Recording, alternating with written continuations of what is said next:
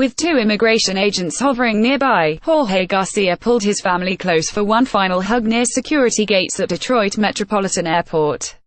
His wife and 15-year-old daughter sobbed in his arms. His 12-year-old son stood stoically. Garcia was silent. Soon after, the 39-year-old landscaper from Lincoln Park, Mich, boarded a plane bound for Mexico, deported to his home country on Monday after 3 decades in the United States. Garcia was brought to the country with an undocumented relative when he was 10 years old, according to the Detroit Free Press.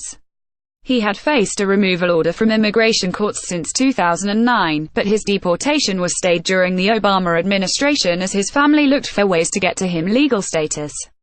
Under President Trump, that was no longer an option. "It's just a nightmare," his wife, Cindy Garcia, told the Detroit News after watching her husband walk through the airport scanners. "You can't even put it into words how it feels." An Immigration and Customs Enforcement spokesman didn't immediately respond to a message seeking comment Tuesday morning. Jorge Garcia's deportation turned him into the latest public face of what many Trump critics call a cruel and excessive crackdown on undocumented immigrants. Early last year, Trump issued an executive order expanding deportation priorities and rendering all categories of removable aliens subject to enforcement by Immigration and Customs Enforcement. The President and Department of Homeland Security officials say such measures are necessary to protect the public and national security.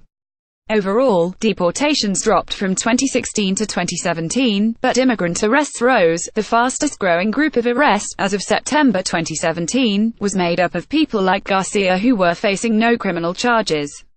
ICE arrested more than 28,000 non-criminal immigration violators in the first 7 months of Trump's term, a nearly threefold increase over the same period in 2016 under the Obama administration, as the Washington Post's Nick Maroff has reported.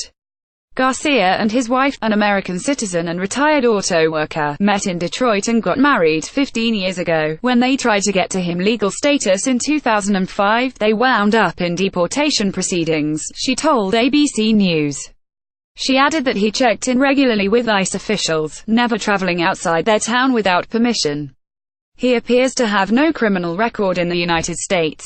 Garcia received multiple stays of removal during President Barack Obama's 2 terms but was too old to qualify for deferred action for childhood arrivals, the policy created by the Obama administration to protect children of undocumented immigrants from deportation. Immigrants who were 31 or younger as of June 15, 2012, can qualify for DACA status.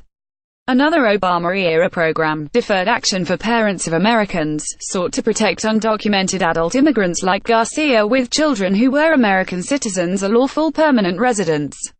The policy was blocked by federal courts. In November, after his last checking, immigration agents told Garcia that he would have to leave the country. According to local media, the Garcias said they asked ICE if they could hold off on deporting him to see if Congress and the White House work out a deal to pass DACA legislation. Garcia could remain through the holidays, immigration agents reportedly told him, but he had to return to Mexico by January 15. "We did not want to put up a Christmas tree because it was way too sad to even get to that point," Cindy Garcia told the Detroit News. "It was rough because we knew he was going to leave eventually. All we could do is make memories." The night before he was ordered to leave, Garcia's friends held a farewell party for him in southwest Detroit, according to the Detroit Free Press. "I feel kind of sad," he told the newspaper. "I got to leave my family behind, knowing that they're probably going to have a hard time adjusting. Me not being there for them for who knows how long. It's just hard." At the airport on Monday morning, a group of friends and supporters from UAW 600 and the advocacy group Michigan United turned out with Garcia and his family, some carrying signs reading "Stop Separating Families." They watched quietly as the family said their goodbyes. Video of the tearful scene was shared widely on social media. "I don't see the justice in this," AJ Freer of UAW 600 told the Detroit News.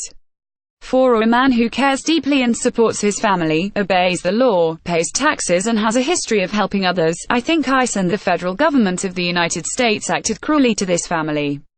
Garcia could be barred for 10 years or more, but his wife said she would fight to bring her husband back before then. Speaking with CNN's Chris Cuomo, Cindy Garcia said Monday night that she wants the president to know Jorge is not a criminal. His case needs to be looked at individually because he deserves to be here in a country that helps known, not Mexico, she said, adding that there are other families in similar situations. It affects 11 million other people, she said, but at least I can come forward and tell my story because I am a U.S. citizen and I do not have to hide in any shadows. More from mourning Mich's 13 siblings, some shackled and malnourished, rescued from California house. Police say he tried to hold in a sneeze and ended up in the hospital on a feeding tube that was no wrong button in Hawaii. Take a look. A Florida love triangle led to a murder for hire plot, police say. But the wrong woman was killed.